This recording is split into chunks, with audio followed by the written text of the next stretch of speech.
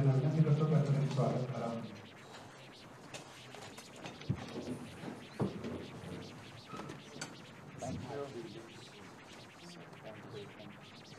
त्याचप्रमाणे महाराष्ट्र प्रदेश काँग्रेसचे अध्यक्ष सन्माननीय नाना पाटोळे यांचे स्वागत कार्याध्यक्ष सरस्वती सप्लाय करते.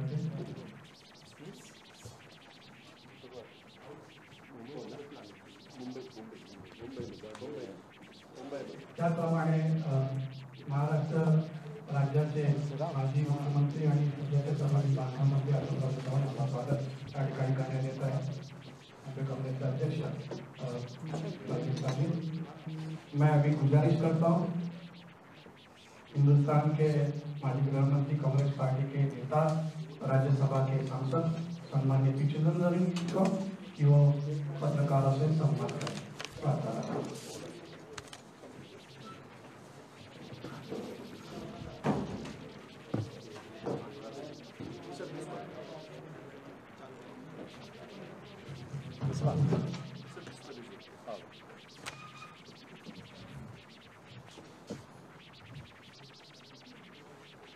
Good afternoon to all of you. Shri Nana Patole, President, Maharashtra Pradesh Congress Committee. Shri Bhai Jagtap, President of the Mumbai Regional Congress Committee. Shri Ashok Chauhan, Minister. Shri Chapra, Shri Rampi Sen, Shri Ganesh Yadav, Shri Ramesh Shetty, all other office bearers of the NPCC and the MRCC, friends of the media. I know it's been a heavy downpour in Mumbai, yet I'm very glad that so many of you have turned up for this press conference. My colleagues in the AICC are fanning out throughout the country, addressing such press conferences in order to bring to the people the grave implications of the national monetization pipeline. We've heard of a gas pipeline, we've heard of a petroleum pipeline, and the Prime Minister, Mr. Modi, in 3 successive independent days, announced a national infrastructure pipeline, and today we have a national monetization pipeline. In one sense, I'm grateful to the Prime Minister and the Finance Minister. They constantly asked and taunted us by saying, for 70 years, nothing was done in this country. Trying to blame the Congress government, but unwittingly they also blamed the Morarji Desai government, they blamed the Vajpayee government also. But the target was the Congress party. For 70 years you did nothing. I'm happy that what we did in 70 years has been acknowledged and published by the Modi government. I won't read the whole list. 26,700 kilometers of national highway, 28,608 circuit kilometers of transmission lines, 8,154 kilometers of gas pipeline, 210 lakh metric ton storage capacity of warehouses, railways, 2,86,000 kilometers of fiber, airports, seaports. The list is a very long list. Finally, Mr. Modi and his team have acknowledged that all of this was built in 70 years. So the first big lie has been exposed. Nothing was done in 70 years. Is exposed by their own list. And what they are planning to do is dispose of these assets built over 70 years. They call it monetization. Just as the word demonetization was propagated throughout the country thanks to Mr. Narendra Modi's foolish decision of 2016, now they are trying to publicize the word monetization. Whatever the finance minister may say, please take it from me, what they are doing is selling these assets. Every day the finance minister denies that we are selling the assets. She says we are the owner, we will be the owner, and after 30, 40, 50 years, this asset will come back to us. Fine. I'm sure the finance minister owns a house somewhere in India. I'll be very happy if she gives it to me at least for 99 years. She can hang on to a piece of paper saying she's the owner, but I will live in that house for 99 years. At the end of 99 years, what will I give back to her? Suppose I don't maintain the house, I don't paint the house, I don't repair the house. At the end of 99 years, what will she get back?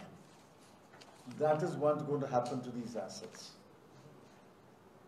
When you privatize an asset, you sell it, someone buys it. He is the owner.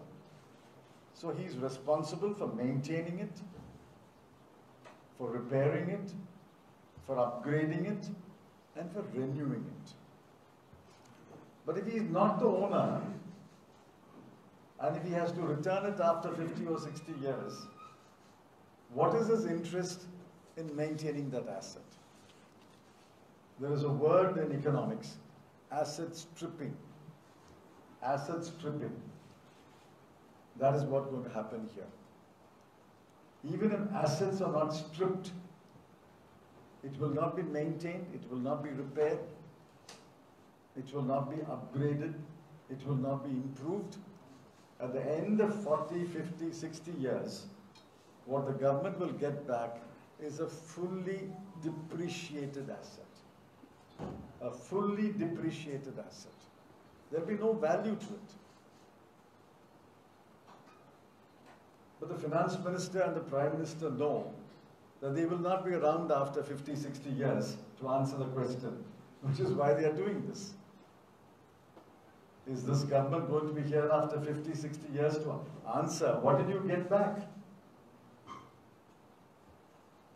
This is the biggest closing down sale. Usually, when a business closes down, you see a big board, grand closing down sale, grand Diwali sale, grand Puja sale.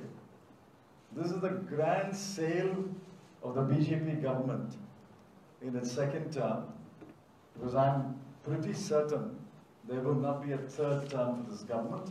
So they are trying to do a grand closing down sale. Let me make it clear. We are not against disinvestment. We are not against privatization. In fact, the Congress party has disinvested a number of PSUs. The Congress party has privatized a number of PSUs. The National Highway PPP model was started by the Congress party. We are not against it, but we are against this kind of clandestine sale of assets under the name of monetization. There are many, many dangers. I don't want to take much of your time pointing out each danger. Let me point out 2 or 3 dangers, and I'll leave the 20 questions that I've raised. The first danger is asset stripping, the fully depreciation of the asset, and the asset not being maintained or repaired or upgraded. So what the government will get back will be a dilapidated asset. The second danger is monopoly. We already are seeing it.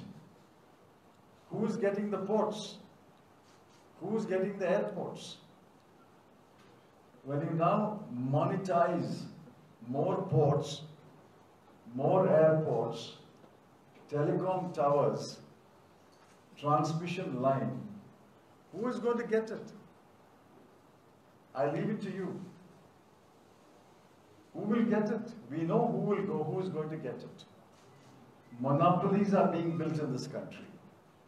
And Mr. Modi is encouraging these monopolies. World over, governments are fighting monopolies. The United States government is fighting monopolies, monopolization, and unfair trade practices of Google, Amazon, Facebook. China is fighting the monopoly of Chinese tech companies, the huge tech companies. South Korea is fighting the chaebols. We are going in the opposite direction. We are encouraging monopolies. We are paving the way for monopolies. That is the second danger. The third danger is jobs. Go through that document. Does it anywhere say that the current level of employment will be maintained? Does it anywhere say if currently the policy of reservation applies to that PSU, that will be maintained? I didn't find it. I'm subject to correction by you.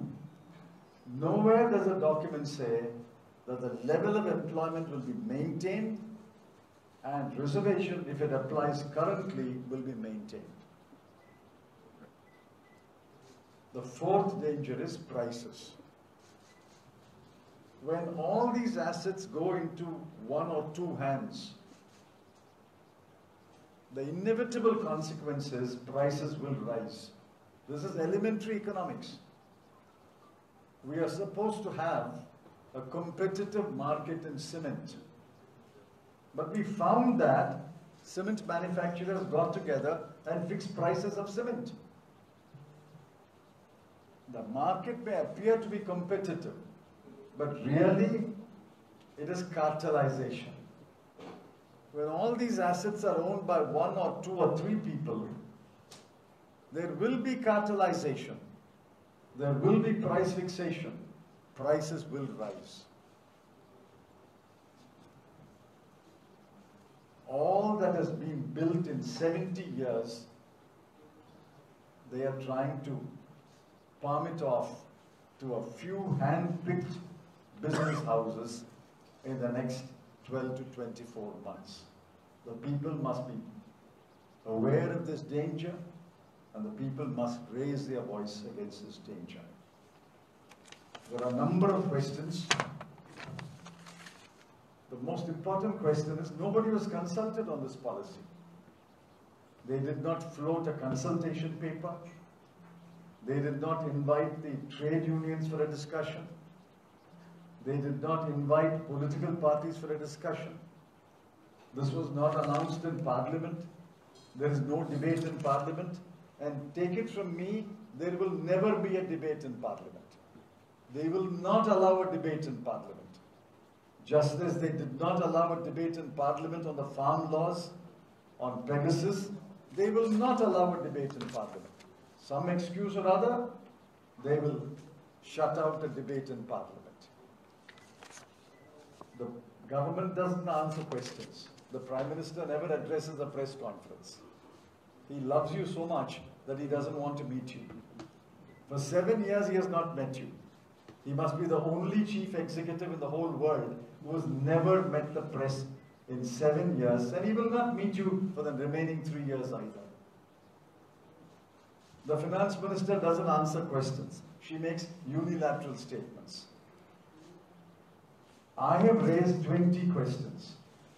I'm raising the questions before you, and I want you to raise these questions and demand answers.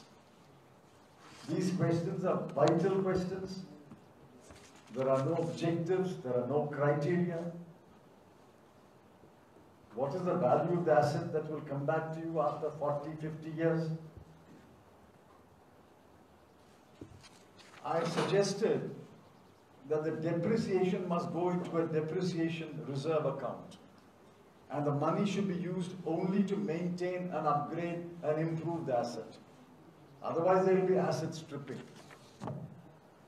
I've raised questions about the design, about monopolies, about employment, about reservation, about prices, about how this 6 lakh crore will be used. Vital questions. I've raised 20 questions. I'm not reading it out to you. I think the copy has been circulated to you. Please have the copy, please read it, and please take it as part of my press conference. I think I should now allow so that you can have some time to ask questions. And Congress party is always ready and willing to answer questions raised by the media. Questions now. Is it profit to make the government in Maharashtra for Congress? What? Is it profit for Congress to make government in Maharashtra? No, we are talking about national monetization. What problem? Please ask your questions on this subject. I think Yogesh, I could see Yogesh. Yogesh, please go ahead.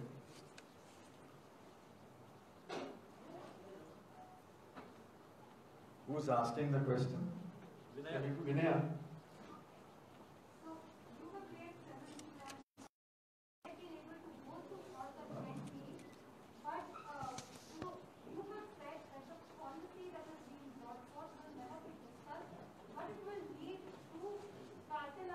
Yes. So, is there any specific way in which you see that it can be counted? Parliament session was adjourned. Why? It's an important policy from their point of view. She should have announced it in Parliament in order to avoid a parliamentary debate. And take it from me, the next session of Parliament, we will ask for a debate, but they will never allow a debate. 2. Chronically loss-making units can be sold.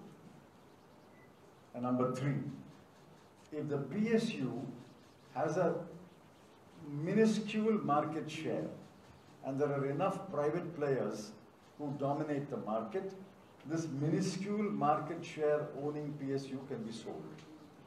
And number 4, we will not sell the asset to anyone. He could become a monopoly. Under these criteria, we sold. What did we sell? We sold loss-making units, we sold some hotels. But here, they're going to sell everything.